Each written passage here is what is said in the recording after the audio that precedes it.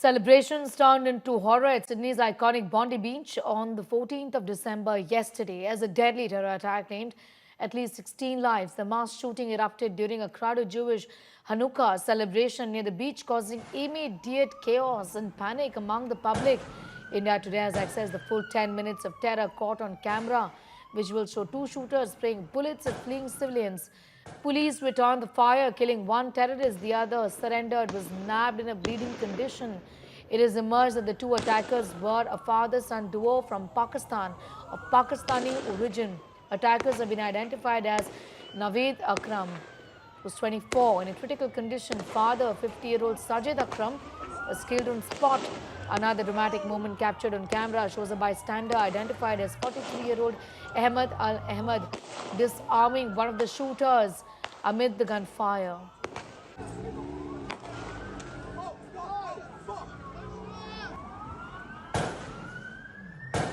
I'm being joined right now by the CEO of the Zionist Federation of Australia, Alon Cassuto, now joins us. Thank you so much for your time here. These were horrific pictures, that we all saw yesterday coming in from Sydney. Now we have information on the fact that these two terrorists were indeed of Pakistani origin. Any more details that you would have with you, and also how do you look into the timing of this attack, the venue of this attack, the manner it was done during the Hanukkah festival? Yeah, look, it was a horrific Yes, attack, the worst terrorist attack in Australia in over 30 years, the worst terrorist attack on a Jewish community since the 7th of October 2023. And it's happened at one of Australia's most iconic locations, Bondi Beach, which is known worldwide. And it happened on the first night of one of our holiest festivals, this festival of Hanukkah, the festival of light. It's a festival that we Jews have been keeping for over 2,200 years, where we celebrate life and celebrate Jewish life and light candles as a community. We had over 2,000 members of our community, parents with children, the elderly, grandparents who were there. And it was one of the most horrific scenes that has really scarred our community and shaken us to our core. It was these violent animals, I've got no other word for it, who opened fire and for 10 minutes were shooting at innocent people, and a horrific death toll of 15 people, including two young children aged 10 and 12, an 86-year-old Holocaust survivor who was murdered. There are stories of parents who had to lie on top of their children to protect them from bullets that were flying past. It was simply horrific, and it's something that has shaken our community to its core. And you mentioned the origin of the assailants, but the Jewish community in Australia for 2 years has been warning that anti-Semitism has been really run rampant. There's been a crisis here, and we know that there is a real issue here with extremism within the Muslim community, and we know that authorities have not been able to deal with it effectively at all, and our community is shaken. Alon Cassuto, this also highlights the problem of armed violence in countries which have, relatively tighter gun laws as well. Also, like we've been talking about, rising global anti-Semitism that countries and communities now have to deal with.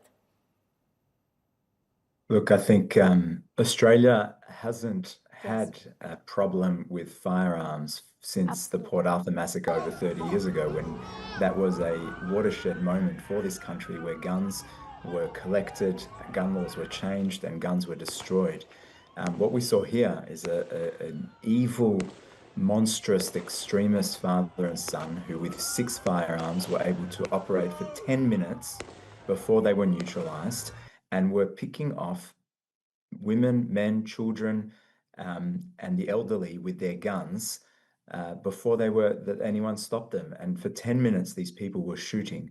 Now, these are two individuals who are evil monsters.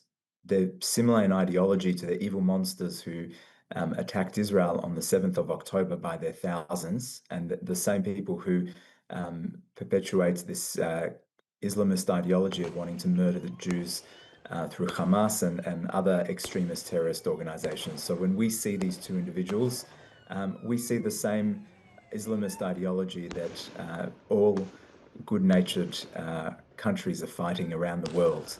Unfortunately, in this instance, these two people were not detected, they were not stopped, and it led to a mass casualty event, which our community is suffering enormously from. It's a moment that's going to go down in Australian history as one of our darkest and most tragic moments, and Yes. I sincerely hope that it changes things in this country. This also, in fact, raises questions about licensed firearm use and monitoring in Australia, doesn't it? Look, I think we don't generally tend to have a gun problem in Australia. Yes. We have an extremism problem, we have a racism problem, we have a problem with extremists who have not been identified, detected, and the laws have not been enforced properly, but we do not generally have a gun violence problem. It's very rare to have an open shooting like this where this many people could be shot in such a public place. So I don't think this has to do with guns. I think this has to do with a murderous Islamist ideology of evil people who want to kill Jews. That is the fundamentals here. And those who start with killing Jews go on to kill other people too. And that is the warning to Australia, it's the warning to India, it's the warning to everyone in the world that if Absolutely. these Islamist extremists, these terrorists, are not effectively dealt with, they will destroy every country that we have come to love. It's a worrying pattern. This is premeditated targeting of a minority religious group that we've seen in Sydney. I'm going to leave it at that for the moment. Alon Cassuto, appreciate your time here and sharing your perspective with us on that horrific terror attack that took place in Sydney yesterday.